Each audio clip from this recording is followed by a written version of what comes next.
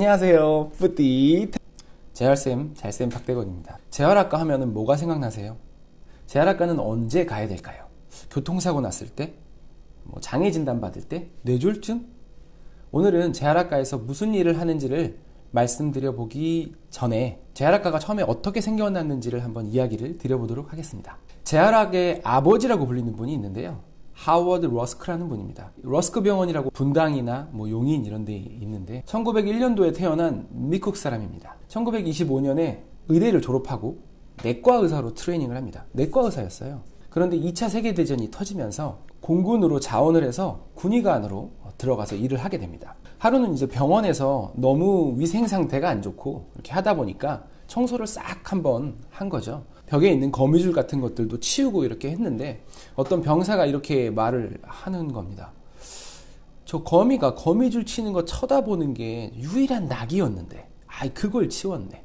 회복되는 시간이 너무 길다 보니까 그 시간이 너무 지루하고 힘든 시간들인 거죠. 그때는 유튜브도 없으니까요. 그래서 러스크 박사가 이 시간들을 조금 더 유용하게 보낼 수 있지 않을까라는 생각을 한 겁니다. 멘탈적인 부분도 그렇고 피지컬적인 부분은 더 당연하겠죠. 가만히 있지 말고 뭔가를 하면 어떨까? 전쟁으로 인해서 수많은 부상병들이 생기잖아요.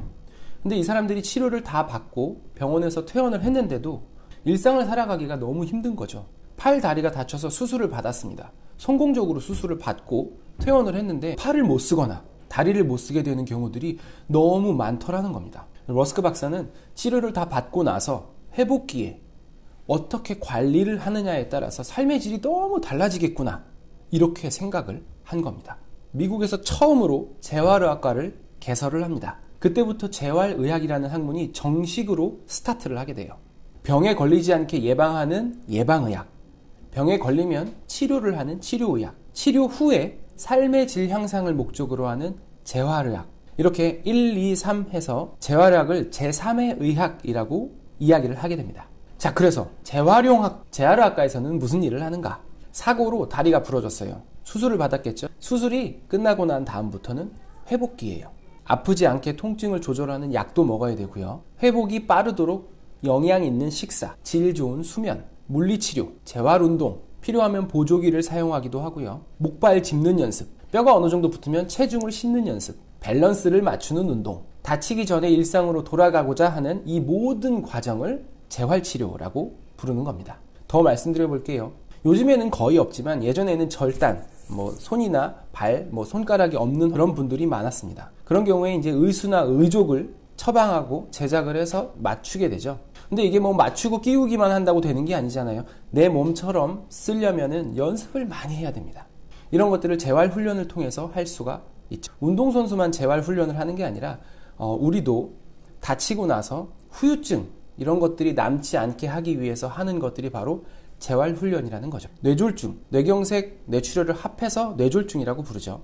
뇌졸중이 생기면 팔다리 힘이 빠지고 저리고 말도 어눌해질 수가 있죠. 그럴 때 중추신경계 재활치료라는 것을 하게 됩니다. 재활학과 의사만 처방을 할 수가 있어요. 파킨슨병이나 척수 손상 질환도 마찬가지죠. 소아 같은 경우에는 평발 같은 흔한 질환부터 근육병증 같은 유전질환, 뇌성마비, 자폐 등의 질환에서 소아재활치료를 하고요. 암 환자분들 같은 경우에 통증도 심하고 기력도 없고 일상생활을 하기가 너무 어려우신 분들이 많습니다. 그런 경우에 삶의 질을 좋게 효율적으로 만들기 위해서 암재활치료라는 것을 하죠. 협심증이나 심근경색, 심장질환을 가진 분들은 심장재활치료를 하기도 합니다. 중추신경계를 보다 보니 말초신경 영역도 보게 되겠죠. 목이나 허리디스크, 협착증, 손발 저림, 힘이 예전 같지 않거나 두통, 이유를 알 수 없는 통증이나 불편감, 이런 질환들을 근전도 검사라는 검사를 통해서 원인을 찾고 또 치료를 하게 됩니다.